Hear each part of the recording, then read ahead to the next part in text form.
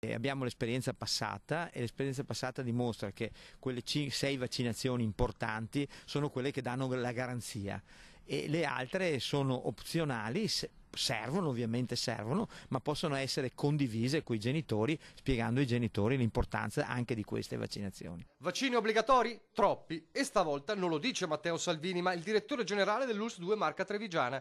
Mentre le parole del vice premier leghista, 10 vaccini obbligatori sono inutili e dannosi, scatenano la bufera anche nel governo per intromissione di campo, il numero 1 della sanità trevigiana chiarisce il concetto lungi dal voler alzare i polveroni, perché il problema, dice, non sta nella bontà dei vaccini, sta nella coercizione. Io non mi permetto poi di entrare nei meriti della politica perché non è il mio compito. Da tecnico posso dire, perché questi sono dati obiettivi, che prima il Veneto non aveva l'obbligatorietà e le cose comunque funzionavano, la gente si vaccinava e credo che sia importante, ecco, più che imporre, qualche volta aiutare ad arrivare ad accettare le vaccinazioni, perché le vaccinazioni servono indubbiamente. E lo fa portando ad esempio proprio il Veneto. Fino alla legge attuale non aveva l'obbligatorietà. Noi abbiamo sempre avuto percentuali del 95%, quindi adesioni oltremodo superiori al resto d'Italia e adesioni tracciate, quindi vere adesioni, per cui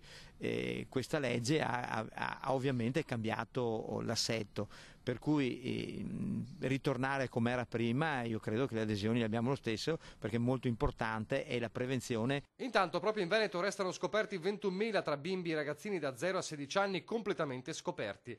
Nella Marca i fuori regola sono il 3% circa.